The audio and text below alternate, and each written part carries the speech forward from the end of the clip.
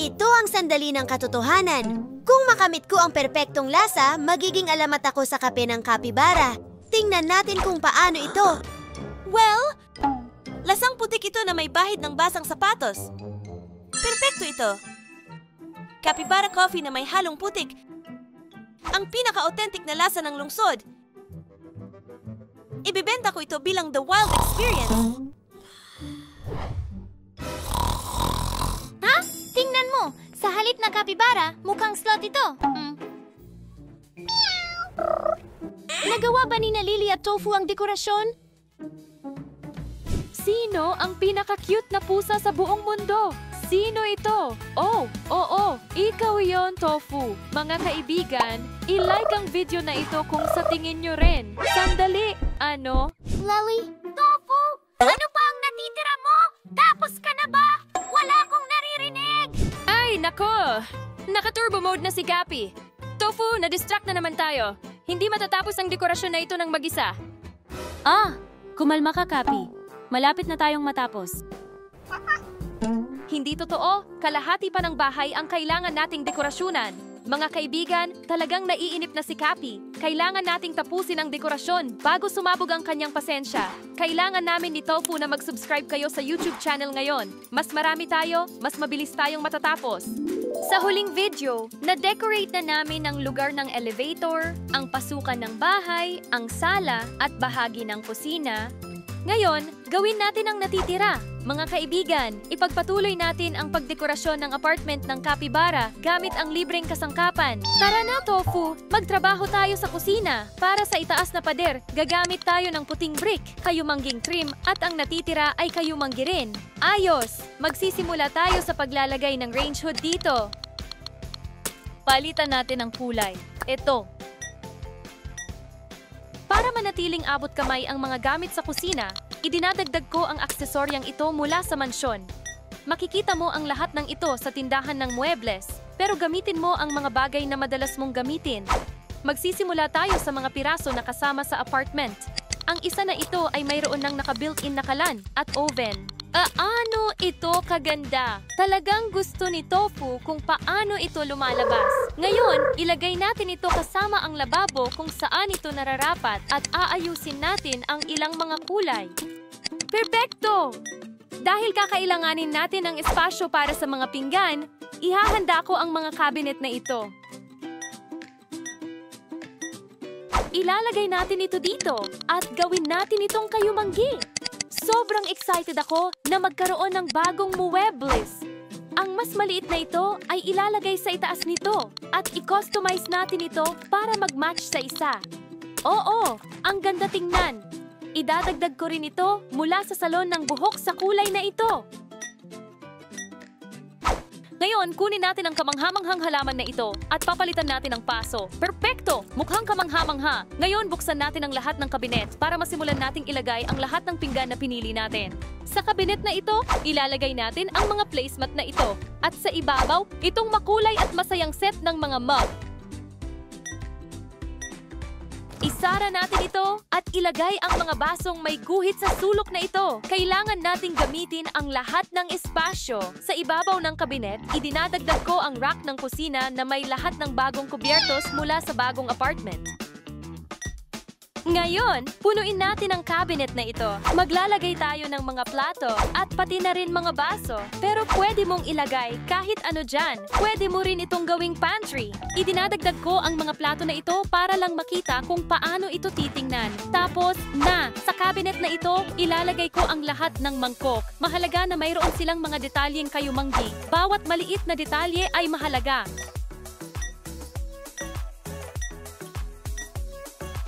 Ngayon, idagdag natin ang palayok na ito mula sa tindahan ng muebles at itong kahoy na rolling pin. Perpekto! Ilagay din natin ang dalawang maliit na bag ng kape dito. At itong maliit na halaman mula sa opisina ng punong guro ng paaralan. Kumusta, Tofu? Sige, tuloy tayo. Ilalagay natin itong kulay light green na alpombra sa sahig.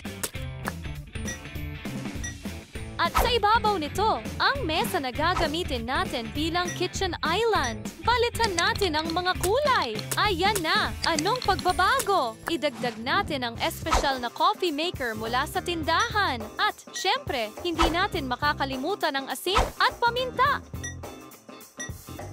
Ilalagay din natin ang mangkok na ito at sa loob, cookies. Bakit hindi? Sino ang gusto? Oh, nakalimutan nating baguhin ang hitsura ng pader na ito. Ayos na! Gawin natin ang pareho sa iba pa. Tofu, pupunta na ba tayo sa master bedroom? Dito, gagamitin natin ang puting wave wallpaper para sa mga dingding. Nagbibigay ito ng kakaibang dating. Ano sa tingin mo? Ang natitira ay magiging kayumanggi. At huwag kalimutan ang pader na ito. Mahalaga ito. Ngayon, maaari nating ilagay, halimbawa, ang rug na ito. Sasabihin ko na ito ang paborito ko. Kumikinang ito! Para sa pangunahing kama, pinili ko ito. Gustong-gusto ko na may canopy ito. Napaka-perpekto lang. Pero kailangan nating itugma ito sa mga kulay ng natitirang bahagi ng kwarto. Bagay na bagay ito! Ano sa tingin mo kung isabit natin ang tapiseryang ito sa dingding? Sinasabi kong, oo, kailangan natin ng mga halaman, kaya ilalagay ko ito sa tabi ng bintana. Para sa pangunahing ilaw sa kisame, pipiliin ko ang lampangyari sa yantok. Perpekto ito para sa... Sa paanan ng kama, ilalagay ko itong malambot na upuan. Napaka-komportable nito. Ngayon, isabit natin itong bubble glam na kortina sa gilid ng bintana at ayusin natin ang mga kulay. Wow, ang ganda tingnan! Idagdag din natin itong maliit na halaman. Gusto ko ang paso ay puti. Oo!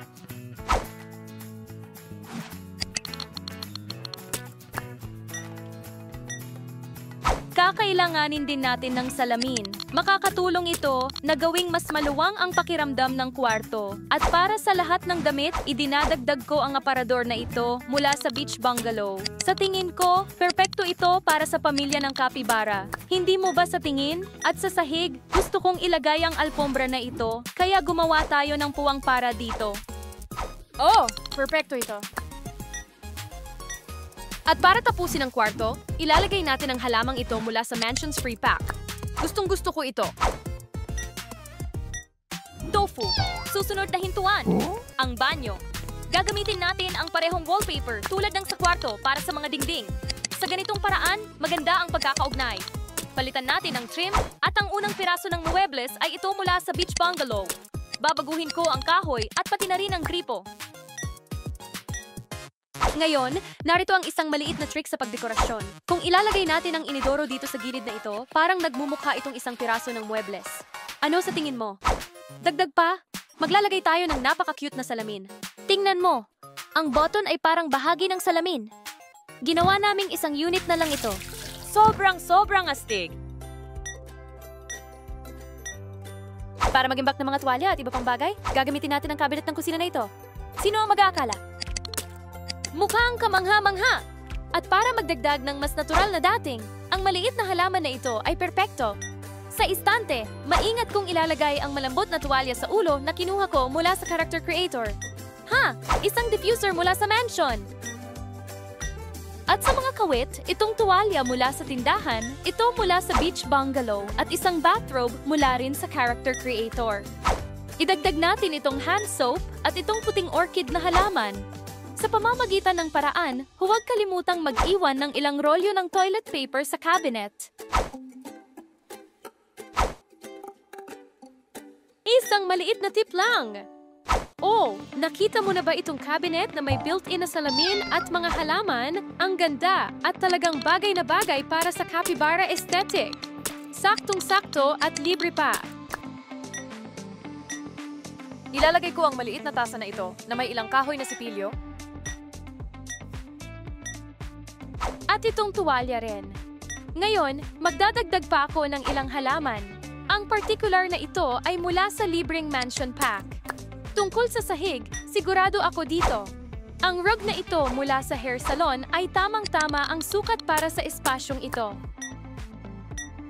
At sa ibabaw nito, ilalagay ko ang malaking bathtub mula sa bagong apartment. Pagkatapos palitan ng mga kulay, nagiging perpektong cube ito.